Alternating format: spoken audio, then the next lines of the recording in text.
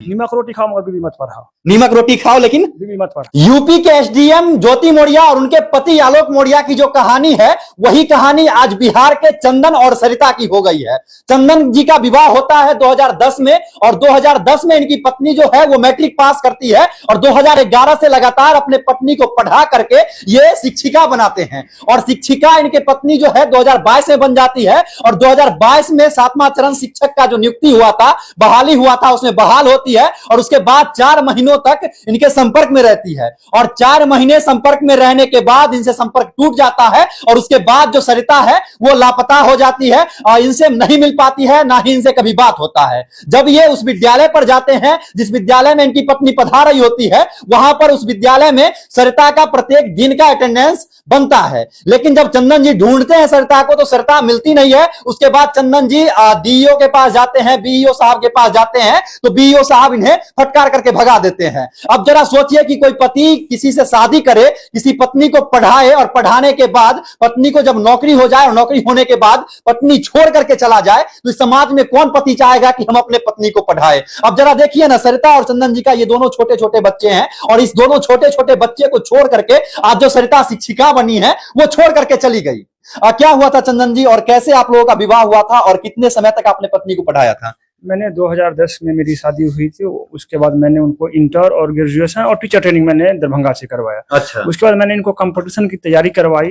उसके बाद उनको 2022 में जो है शिक्षिका के रूप में जो जोरपुरा नूनफर पे ज्वाइनिंग की। अच्छा। उसके बाद इनका जो है कुछ दिन से यहाँ से आना जाना रहा। उसके बाद ये जो है साफे जैसे बदलाव आ गया, और दुर्गा पूजा से वो न पता है कहाँ है जो मुझे नहीं मालूम है। अच्छा, कितने दिनों तक आपके संपर्क में रही थी जब नौकरी हो गई थी सरिता की? तो वही 4 या 5 महीना के संपर्क में रही थी। उसके बाद मेरा नंबर ब्लैक लिस्ट में रख दी। हाँ। और संपर्क गमे गमे टूट गया। उसके बाद जो है दुर्गा पूजा से न पते है। मतलब पत्नी आपकी नौकरी आप करवाए पढ़ा करके, और उसके बाद आप ही का नंबर ब्लैक लिस्ट में डाल दिया? जी।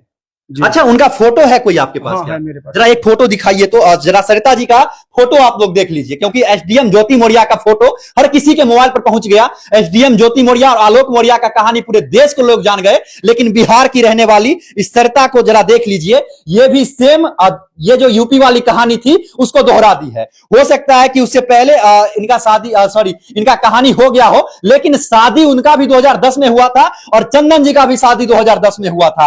आलोक मौर्य भी पढ़कर काम करके पढ़ा रहे थे अपनी पत्नी को, और चंदन जी भी अपने पत्नी को खुद पढ़ाते थे, और पढ़ाई के पैसे से पत्नी को पढ़ाते थे।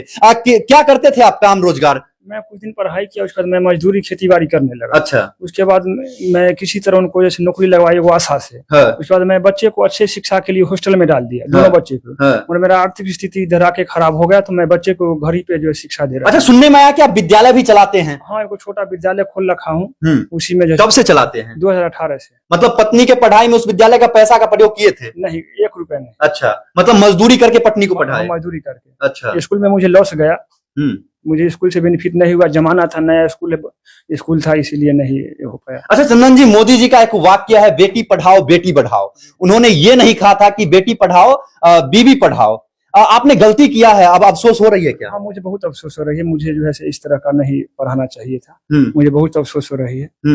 मुझे नहीं पढ़ाना था। अब बहुत सारे महिला विकास मंच की जो है वो ज्योति मौर्य के साथ खड़ी है। हो सकता है इनका कहानी वायरल हो जाए तो इनके पत्नी के साथ खड़ी हो जाए, लेकिन महिला विकास मंच वालों से भी मेरा एक प्रश्न है कि अगर इस प्रकार से किसी लड़की का शादी हो और उस लड़की को पढ़ा करके कोई पति उसे नौकरी करवा दे, और नौकरी कराने के बाद लगातार ऐसी घटना 2-4 हो जाए, तो कौन सा पति चाहेगा कि हम अपने पत्नी को पढ़ाए? अच्छा, एक बात बताइए, शादी के बाद अगर इस प्रकार से घटना लगातार होते रहे तो कोई पति क्या अपने पत्नी को पढ़ा पाएगा? कोई नहीं पढ़ाता, कोई नहीं पढ़ा पाएगा। जैसे खान सर जो है सभी स्टेटमेंट दिए हैं कि बहुत से बच्चे हैं जो अपने घर चले गए, तो ऐसे में कौन पढ़ाएंगे? कौन पति अपने बच्चे वाइफ को पढ़ाएंगे? अच्छा, मोदी जी सही बोले थे, बेटी पढ़ाओ बीवी नहीं पढ़ाओ। सही बोले थे, बीवी मत पढ़ाओ। बेटी पढ़ाओ बीवी नहीं। नीमक रोटी खाओ मगर बीवी मत पढ़ाओ। नीमक रोटी खाओ लेकिन बीवी मत पढ़ाओ। मतलब बीवी को नहीं पढ़ाना चाहिए? नहीं पढ़ाना चाहिए। कल के डेट में अगर आपकी ये बच्ची है, इसकी शादी हो जाए, इसको अगर इसका हस्बैंड पढ़ाना चाहे तो पढ़ाने देंगे?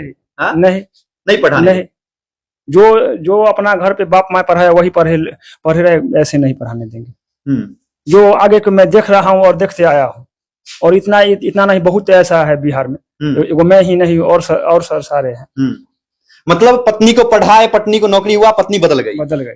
अब जरा सोचिए कि अगर इनके पास नौकरी होता, अगर बेरोजगार पत्नी आ जाती, रोटी बनाने वाली पत्नी आ जाती, तो ये जिंदगी भर रखते। लेकिन पत्नी को जब नौकरी हो जाता है और पति उसके बराबरी का नहीं होता है, तो पत्नी छोड़ करके चली जाती है। आपको सरकारी नौकरी नहीं हुआ इसलिए कहीं तो पत्नी आपकी छोड़ के नहीं चली गई? हो सकता है, इसमें मैं कुछ नहीं कह पाऊंगा, हो सकता है। उसे शर्म आता होगा कि चंदन के पास नौकरी नहीं और मैं नौकरी कर लूं। हाँ, हो सकता है कि एक मैं, मेरा हस्बैंड मजदूर है, किस तरह मैं इसके साथ रहूं। अच्छा, सरिता का अफेयर किसके साथ चल रहा होगा लगभग? हेडमास्टर के साथ। हाँ? हेडमास्टर कौन से विद्यालय में पढ़ा रही है अभी वो? जोरपुरा नूनफर पटोरी प्रखंड में आता है। स्कूल विद्यालय का नाम क्या है? प्राथमिक विद्यालय जोरपुरा नूनफर। प्राथमिक विद्यालय जोरपुरा ननफर के जो प्रधानाध्यापक हैं, उनके ऊपर चंदन जी ब्लेम लगा रहे हैं कि इनकी जो पत्नी उस विद्यालय में पढ़ाने के लिए गई, उन दोनों का अफेयर चलने लगा होगा, जिसके वजह से सरिता विद्यालय नहीं भी जाती है, फिर भी उसका हाजिरी बन जाता है। हाँ, हाजिरी बन रहा है, नहीं आती फिर भी हाजिरी बन रहा है।